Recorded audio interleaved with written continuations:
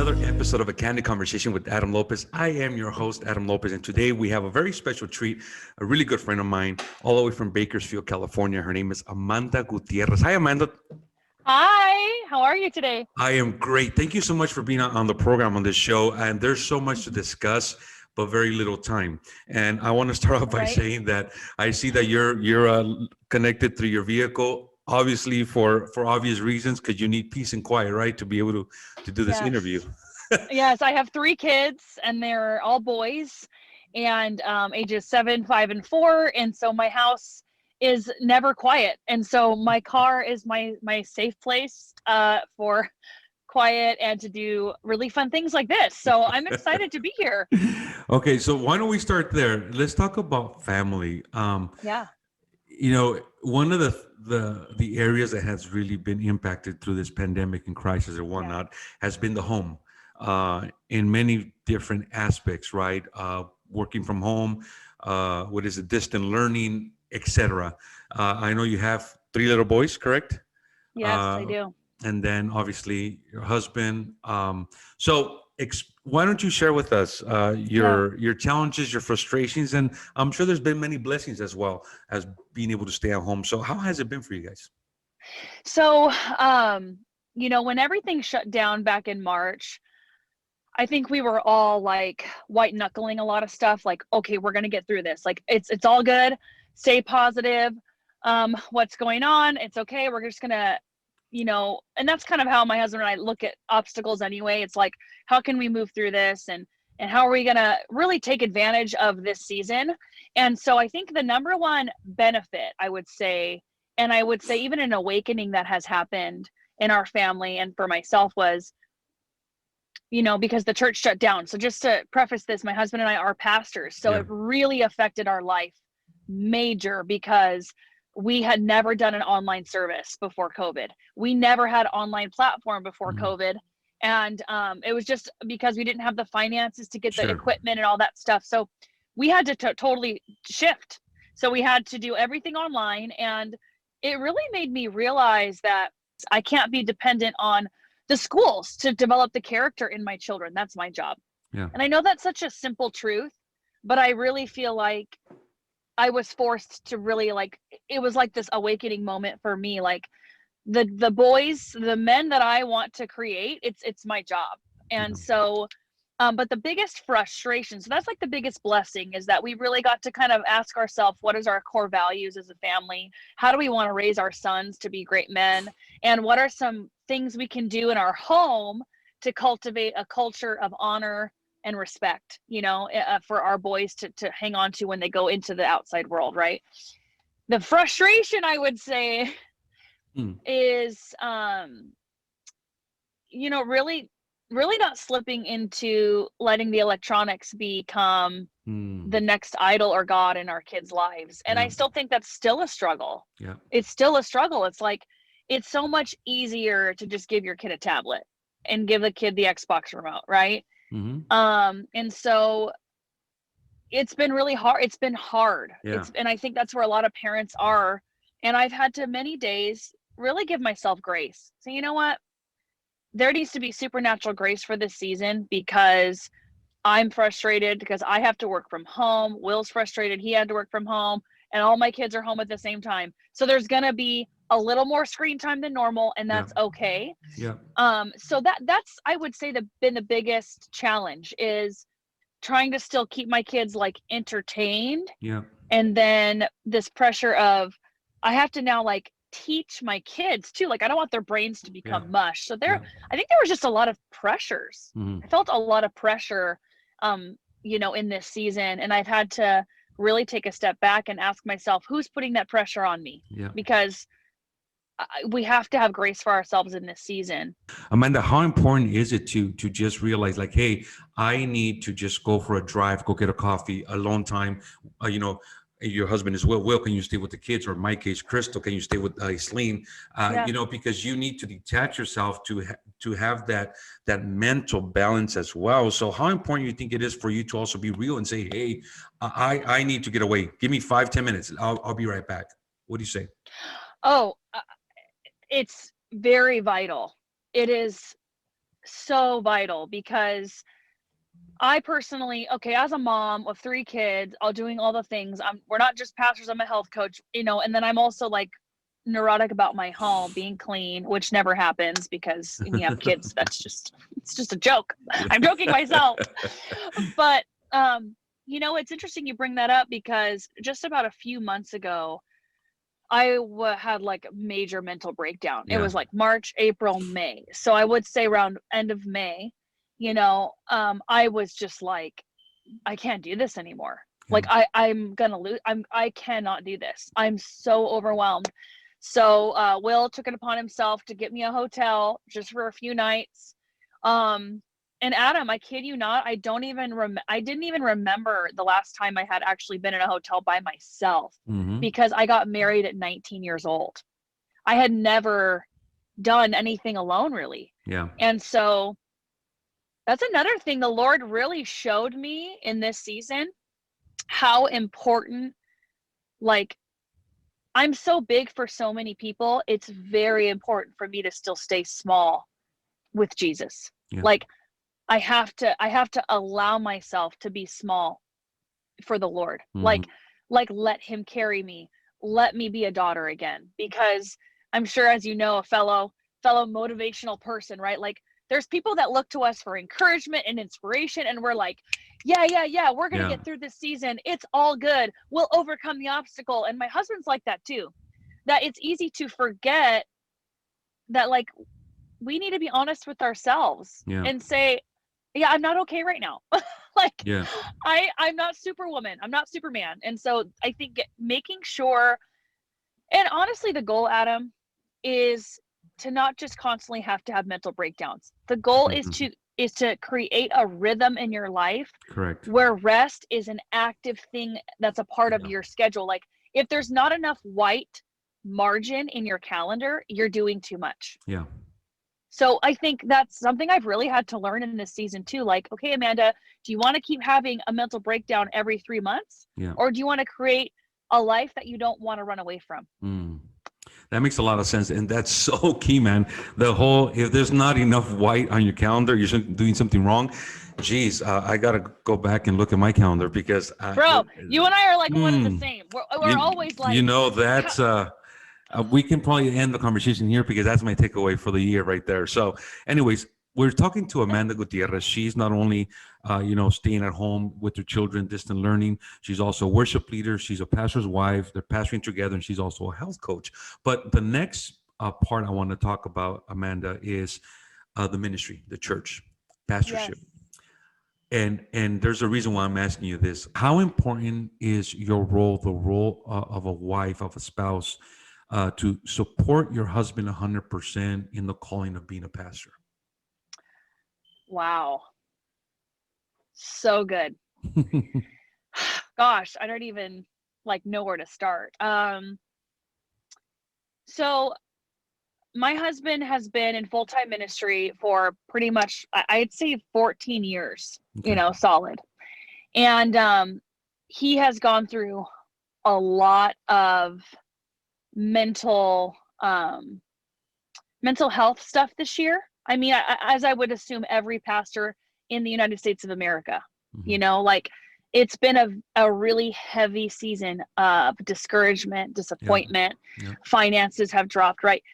And so what I would used to do, to be super transparent, since we're Of having a course. candid conversation, because I can do all the things, I really struggle with empathizing with my husband.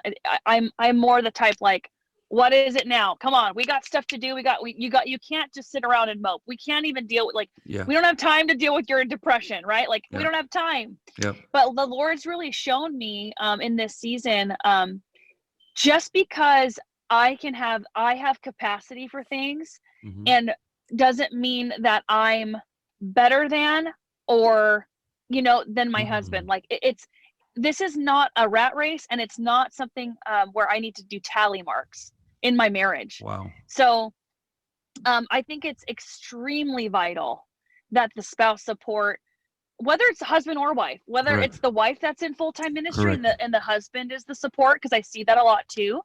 I've just come to, like, again, I've become awakened this year. Like, my husband doesn't need me to criticize him. My husband doesn't need me to fix him. All he needs me to be is to be there and to be an emotional support. And he may not be able to handle some things in right now, and he's feeling down, and that's where I can step in, and God will give me capacity to take care of it. Like, it's a gift. Yeah. I have to stop looking at, this. It's not him versus me. It's we're on the same team, and Correct. the things that Will can do, I can't do, and the stuff I can do, he can't do. So we fill the gaps. And so I feel like now more than ever, I'm like really stepping into this place of, like, I just need to be there for him. He Yeah. doesn't need me to fix it. He doesn't need me to have an answer, because I'm a fixer. I'm a total fixer. Yeah. I'm like, okay, cool. Okay, here's the problem. Let's get a solution. Let's Yeah. strategize. What's the action plan? And Yeah. sometimes our spouses, they don't need a fixer. They just need you Yeah. to be a safe place to land. And I've done it wrong for a lot of years. And I feel like the Lord is now showing me, I just need you to be a safe place for your husband to land. Because when you become a safe place for your husband to land, sometimes that's all the support they really need, so that they can continue to put the one foot in front of the other. Yeah. And they can continue to serve the people and do all the things that they're created to do. But if they have no safe place to land, where are they going to go? Yeah. Well, they're going to, some men internalize it, like my husband. He internalizes it, and then it's like this vicious cycle. So I would say for ministry as well, this is another side point, it's very important that us as the spouses have our own relationship with the Lord, and have a strong foundation with the Lord, because my identity can sometimes be easily wrapped up in my husband's, and my identity is in Christ only. Yeah. And I have to have my own gifts and my own callings and my own, like, frequency to heaven that's outside of my husband. Correct. So that I'm not getting jealous or resentful or bitter because people are pulling on him. Does that make sense? Like, It makes a lot of sense. so hopefully that answers your Well, question. I know I'm kind of long-winded. no. You Sorry. gave me a lot of information that it's very, very important to understand when we talk about ministry. I just like yourself, we have so many contacts, so many friends within the church, outside of church, and many times we have this conversation about ministry, about pastorship, and a lot of individuals have this wrong idea that if for example, if God puts in my heart, calls me for the pastorship, that he also needs to call my spouse, and that's not necessarily it's not necessarily the case. She or he's not going to have the calling for pastorship if God speaks to me, but we have to be in unity. He or she needs to be in agreement, right? It's like, I'm not going to go out and become a pastor if my wife doesn't agree. But then a lot of people think like, no, well, we both have to have the calling. Like, no, because I'm pastor, that doesn't make my wife the pastor as well. We need to understand the difference. But you're right. What it means is that she or he becomes the support, the foundation, like you said, somewhere for me to land on. But at the same time, the spouse needs to have their own connection, their own identity in Christ, right? Like you said, the calling is number one, is very sensitive. God brought you and Will and your kids to Bakersfield, somewhere in the boonies, but that the Lord has prepared the land for you guys, right? So I commend you and for I that. think I just want to add to that too, Adam. I've really had to, like, have a funeral for what the idea of a pastor's wife needs to look like, because Will and I are our own entity. Like, we're not the church down the street. So I think that's it. And also, I can do ministry and be a health coach. That's been a huge thing. I've kind of battled that sometimes. Well, I know I'm called to ministry, but, like, health coaching has been an incredible tool for even greater ministry and financial freedom in my life. So why would God have me sacrifice one or the other? He doesn't, because the way Will and I are going to pastor this congregation is going to be up to us and our culture and what my goals and desires are and his goals. And it's okay for Will to feel and take more of that pastoral mantleship. I'm okay to be like a co-pastor and a co-supporter even, But if any of the congregation members ask me what's going on, I'm going to tell them I don't know. You need to go to so-and-so, or go to my husband, or go to, the staff coordinator, because all I do is lead worship. That's where my lane is. That's where I can handle capacity. And I've had to really be okay with not going to every baby shower, not going to every bridal shower, not going to every staff meeting, and being and not like telling myself that I'm not doing enough, because it's easy for me to be like, well, a pastor's wife should be Yeah. doing this. And it's Yeah. like, who's telling me that? Yeah. Me. No one else is Yeah. telling me that but me, Yeah. So That is so good. And whoever's listening out there, spouses, stay in your lane. You don't have to get out of so your good. lane to want to support. And like, Yes. we have to have better understanding of the Yes. roles and the calling in the ministry. But anyhow, I commend you It's and really good. I commend you and Will for an amazing job in Bakersfield. I congratulate your husband for his book that is coming out or came Yes. out. So hopefully It's I can. coming out end of this year. Yeah, Yep. so I'm excited for that. Hopefully, we can have him on the program and do a launch about his book, That which I would think be is awesome. great. And just Yes. great work of what you guys are doing there in Bakersfield. We're speaking to Amanda Gutierrez. She is not only a worship leader, but she's a pastor's wife, and she's also a health coach. And I want to talk about that next topic in this last part of the segment, which is being a health coach. Yeah. There's a lot to discuss there. There's a lot to touch on. There's a lot to digest when it comes. Unpack. Yeah, unpack, right? And we just have such a small amount of time. But first and foremost, I want to say, Amanda, that you've been a true inspiration to many, including myself, our friend Rudy, a bunch of people, and you just came back from a retreat or some type of Yeah. convention, and you came back so inspired. I jumped on a call with you this past Monday, which was great. I want to just touch on a little bit on, we're living in a time, especially now that we're being at home, Amanda.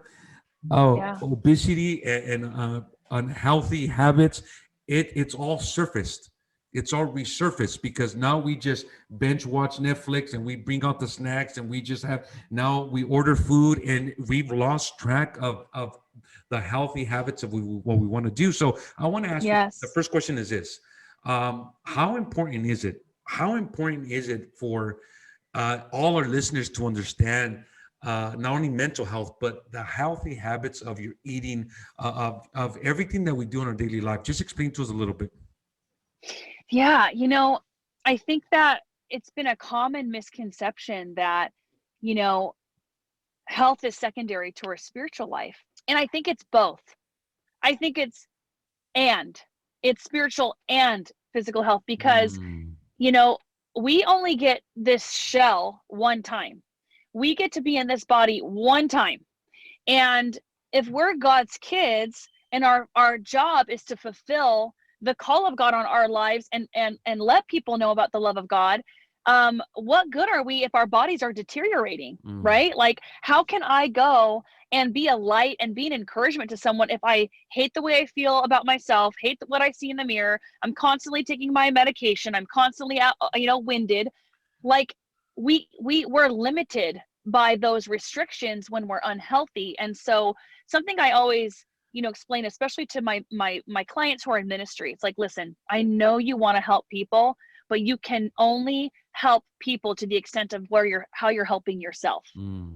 So you want to go love all the people, but you're gonna max out, because you're not helping yourself first, and we see that really big right now in the mental health awareness and stuff. There's a lot of pastors that have unfortunately taken their own lives. And so I feel like there's this awareness.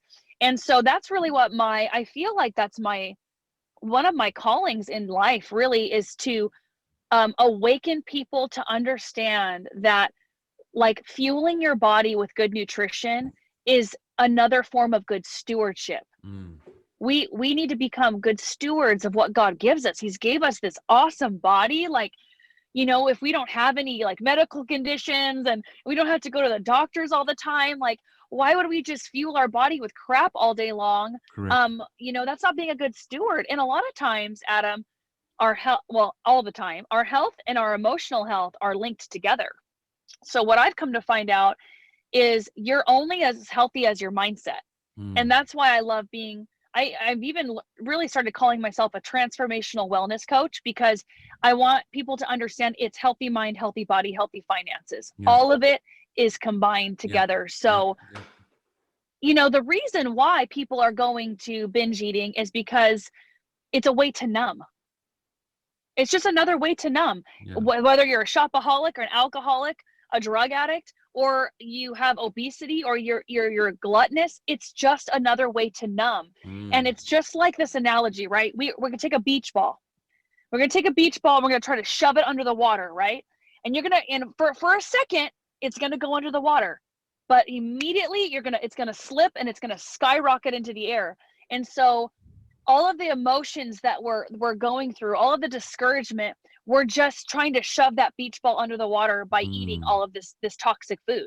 Wow. It's a way to numb. And the Lord has really shown me that, because I was a chronic food addict for years Wow. and a chronic yo-yo dieter for years. And so praise God, I haven't gained any weight during the pandemic. But I've had to really work at it, Adam. Yeah, I You know. don't think I wanted to eat Raising Cane's every day? Of course I I'm did. sure you did. Yeah. We all do, because food is a great numbing source. Yeah. But that's exactly what it is. If we don't change the way we think about food and we really address the mindset, then we will fall back into those old habits, and that's why I'm more of a transformational coach than just a health coach, because I really am on a ministry level helping people overcome that negative mindset. So That is yeah. great. That is good stuff. So, would you agree with me that Yeah. most of it of our minds, it has to do with lack of being informed, knowledge, education? Number one. Number two, just lack of motivation. Like, you're just not motivated. You don't have that person Yeah. to be an inspiration to you, right?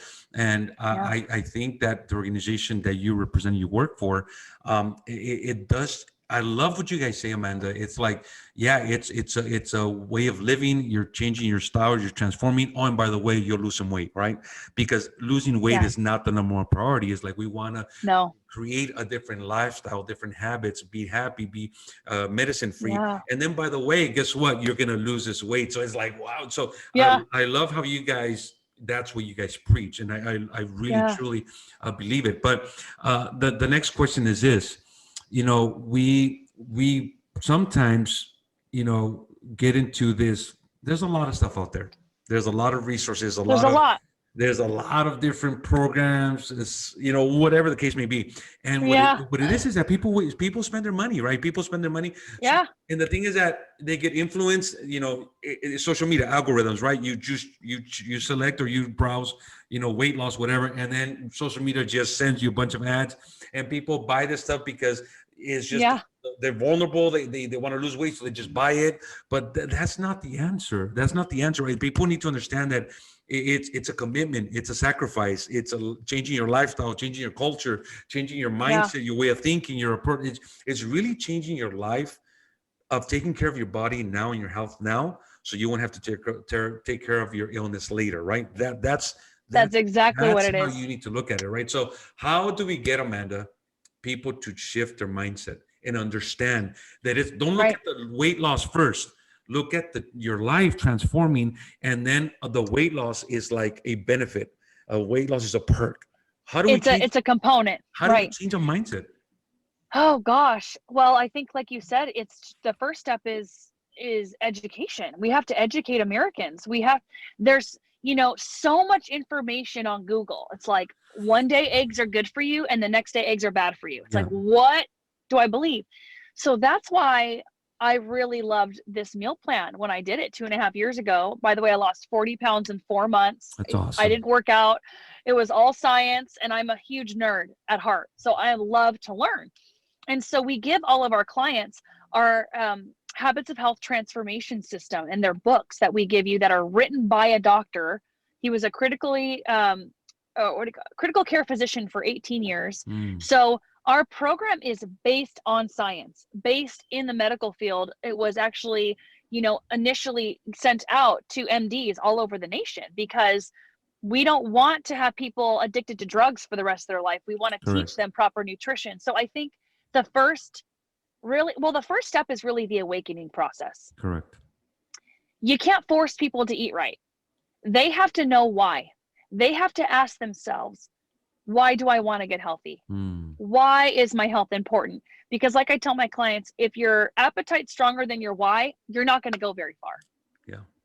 Right? So That's for the reality. you, when you started, your reason was your daughter. You want to be around for your daughter. Yep. You want to be able to be healthy and play with her. That's a big why. Yeah. Mine was the same thing. It's like, I have these 3 boys and I can't even function without taking a 2-hour nap every day. Like, I'm sorry, my kids need me. My boys need me to show up. Yeah. So that was my why. And also my marriage. I really, I didn't want to be connected to my husband in any way at all, because I felt so ashamed of how far I let myself go. And as a woman, it really affected our marriage, you know, because I was always mad at him when really I was just mad at myself. So in order to get Americans to, and the people to really, get inspired, they have to stop and ask themselves, why am I eating this way? And where's this going to lead me? Like, how are these choices, where are they going to lead me in 10 years? And is that what I want? Do I want to be a pre-diabetic? Yeah. Do I want to have type 1 diabetes? Do I want to, do I want to be on insulin for the rest of my life? Do I want to shop at Torrid for the rest of my life? Or do I want to have options? You have to ask, and I think that's why I love this program too, is because I'm not here to sell anything. And if people aren't willing to get on a phone call with me, that's where the conversation ends, because it's my job to awaken you to what you need, what needs to happen. That's awesome. We've been speaking to Amanda Gutierrez, worship leader, pastor's wife, and now an amazing, inspirational health coach. So, Amanda, if people want to get a hold of you, if people hear this, like, hey, I want to hear more what she has to say, how do they get in contact with you? You can follow me on Instagram. My username is at amanda.c.gutierrez. Gutierrez. I'm also on Facebook, but you can also, message me on Facebook. I'm sure Adam will tag me in this video once you post it. You can comment below, tag me in it. But usually Instagram DMs or Facebook Messenger is the best way to get a hold of me.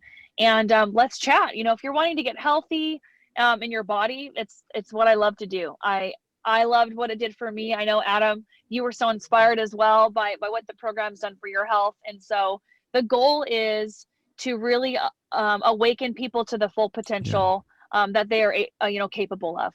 So that is awesome. So you've been watching another episode of A Candid Conversation with Adam Lopez. Today we had Amanda Gutierrez, all the way from Bakersfield, California, which is paradise for those that don't know where Bakersfield is at.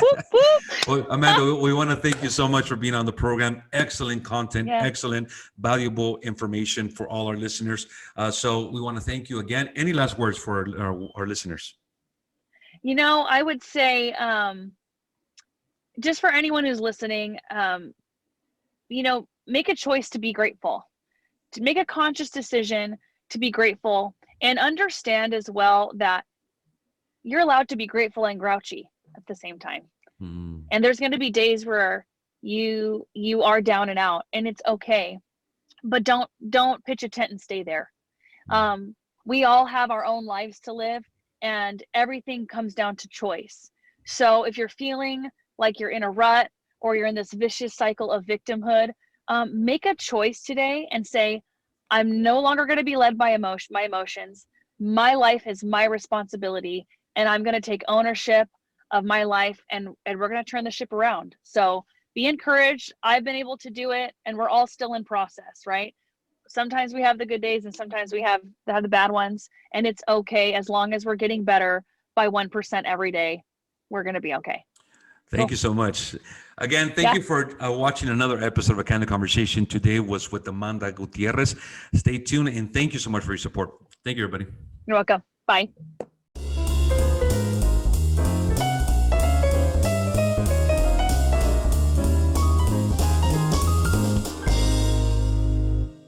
Hello, friends. This is Adam Lopez from A Candid Conversation with Adam Lopez. I want to thank you so much for watching my videos and watching every episode, every segment.